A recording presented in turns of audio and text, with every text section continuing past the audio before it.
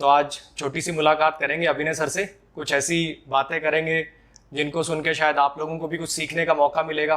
कुछ चीज़ें हैं जो आपको तैयारी के दौरान परेशान करती हैं, तो उनको कुछ डिस्कस करने की कोशिश करेंगे। तो अभिनय सर। Thank you sir. और आपको भी मैं देखता हूँ, हमेशा अप्रिशिएट करता हूँ इंग्लिश पढ़ाने के आपके तरीके को। और आज आपसे मिलके बहुत सारी चीज़ें भी देखी कि आप और हम काफ़ी सारी चीज़ों को एक तरीके से सोचते हैं कि टीचिंग को, हमारे मोरल वैल्यूज, एथिक्स कैसे हमें बैलेंस करके रखना है, मैं हमेशा रखता हूँ। आपको भी देखा, बहुत अच्छा लगा। तो शुरू करते हैं। और बच्चों के लिए क्या आज हम बता सकते हैं, कुछ अच्छा, कुछ क्या? आप कुछ भी पूछेंगे, मैं जवाब दूंगा।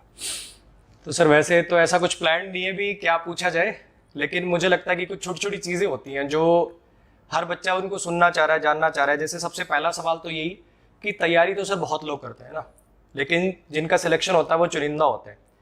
तो ऐसा क्या क्या वो छोटी छोटी चीज़ें हैं, जैसे आपने खुद ने भी तैयारी करी है, एग्ज़ाम क्रैक किया है, उसके बाद इतने साल पढ़ाते हुए हो गए, दुनिया जान के बच्चे पढ़ा दिए, तो ऐसी आपने अपने एक्सपीरियंस से क्या वो चीज़ें जानी है जो डिसाइड करती है कि इस बच्चे का सिलेक्शन होगा और इस बच्चे का नहीं होगा? मतलब बेसिकली क्या वो मोटी मोटी 2-3-4 चीज़ें हैं जो बच्चे करते हैं तो उनका सिलेक्शन होता है, और वो जो नहीं करते हैं तो नहीं हो पाता है? सर मैं कहूँगा कि 70-1% बच्चे तो ऐसे होते हैं जो दौड़ में ही नहीं होते।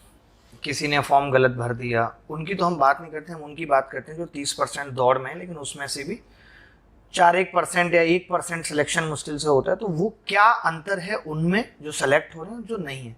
एक तो मैं देखता हूँ कि बच्चे जो उनको आता है वो लगातार वही पढ़ते रहते हैं। वो कभी ये जानने की कोशिश नहीं करते कि पेपर के लिए वो तैयार हुए या नहीं हुए।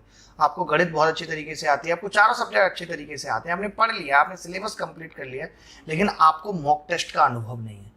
आपने पेपर का वो एक्सपीरियंस लेकर नहीं देखा कि आप मॉक टेस्ट में टाइम लिमिट में उतना अच्छा परफॉर्म कर पा रहे हैं, नहीं कर पा रहे। या फिर आपने जीएस पढ़ी तो है, लेकिन सिर्फ आपने नोट्स बनाए हैं और आपने किताबें रंगी हैं, बट आपने इम्प्लीमेंटेशन करके नहीं देखा।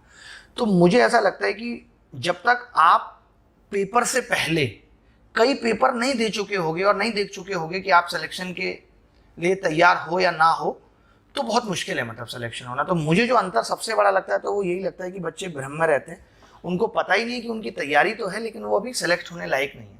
तो वो ये देखते नहीं है, वो अपनी गलतियों से नहीं सीखते। जैसे जब आप मॉक टेस्ट देते हो तो आपके 140 आ रहे हैं, आपसे हमसे बहुत सारे बच्चे पूछते हैं सर 140 ही आ रहे हैं, बढ़ ही नहीं रहे। जबकि ये ना आप बता सकते हो ना मैं बता सकता हूँ, ये वो बच्चा ज्यादा अच्छे से जानता है जो 140 पे अटका हुआ है। ये एक बहुत कॉमन क्वेश्चन हो गया, सर मेरे 140 से ऊपर नहीं बढ़ रहे। ऐसा हमारे साथ कभी नहीं हुआ।